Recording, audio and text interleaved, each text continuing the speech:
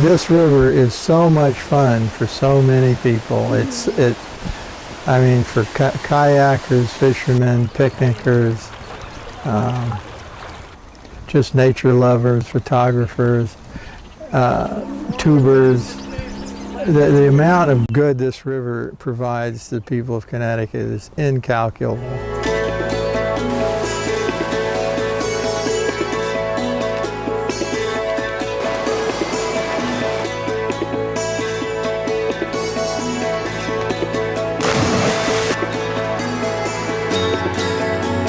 The Farmington River Watershed Association is dedicated to the conservation, preservation, and protection of the Farmington River and its watershed. And we do that mainly through education and through research and through advocacy. And we get all excited about the mussels in our river because we've got all the 12 of the species of mussels that are found in southern New England, and that's one of our little bragging points. But if we actually looked at it in great detail, there'd be a lot of things that we could say like that. I mean, it's very common to see great blue herons fishing in the shallows. When it takes off and drags its feet on the water and spreads its wings, it's one of the most beautiful sights I've ever seen.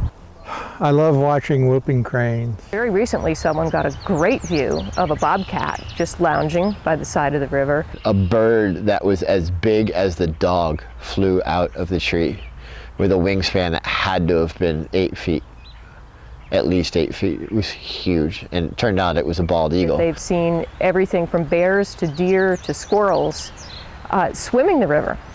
Currently, the state of Connecticut is involved in a restoration program to bring Atlantic salmon back to the Connecticut River watershed. We're going to put them in buckets, and what's going to happen is our volunteers and my staff are going to be spreading them out in the stream. The freshwater phase of restoration is actually working out very well. We're stocking fry, we're getting great survival, and producing a lot of fish to go out to sea. We could never do this on our own without the help of volunteers. When we say education, we're talking not only about working with schools and after-school programs, but also all of our outreach. What we're doing today out here with the Simsbury 4th grade, they've adopted our curriculum as their science curriculum. Lisa's out there sampling for the macroinvertebrates today, so that's one of the things we do. See something?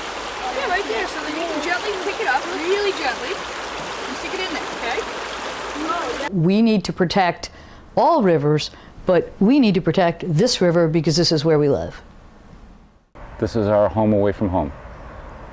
The river really gives this whole area its identity, I think. The thing about it is it connects you to nature. When you're standing in the water, it's hard to ignore nature. The river's got something for all of us, and for me, it's the wildlife.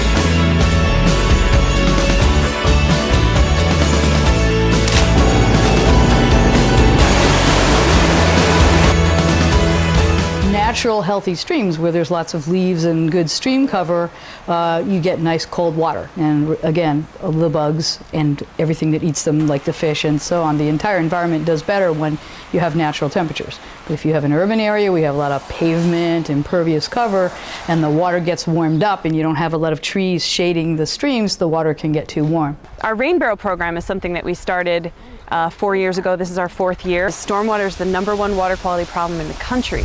Rain barrels are a great way to reduce their impacts by holding back that stormwater. 40% of home water use is for landscaping in the Northeast, and so if we can reduce that amount of water that they're pulling out of their taps and out of our reservoirs, that water actually stays in the river, and that keeps the river healthier. I wouldn't have a life without the Farmington River. I would have to find another river, and there aren't many more rivers like this around, so I would be out of luck. Much decreased quality of life. The water that flows into my tap is from the Farmington River, so I guess if I could imagine that the Farmington River was still polluted like it was in the 50s and that it was no longer a drinking water source, that would be pretty intense for me. Like, where would my water be coming from? And I swear the water that comes out of the waste treatment plant is cleaner than the water that's in the river.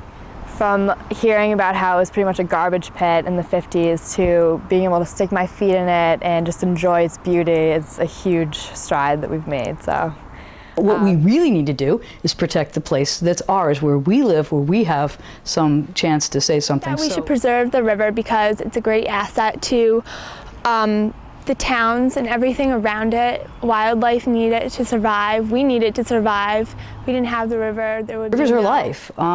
We need air, food, water, clean air, clean food, clean water to survive. And the waters are all connected everywhere. And it's very easy for us to think that what we do in our yard or even in our town or our country isn't related to anywhere else. The river symbolizes life. When the Native Americans first lived here, they were able to take a cup and dip it into a little tributary or into the river and drink. And you laugh, we can't do that anymore, but we ought to be able to do that. And we could actually make it a lot cleaner and maybe be able to do that if we would get back away from the streams and rivers and allow the rivers and streams to meander naturally. It's really interesting because when streams meander naturally,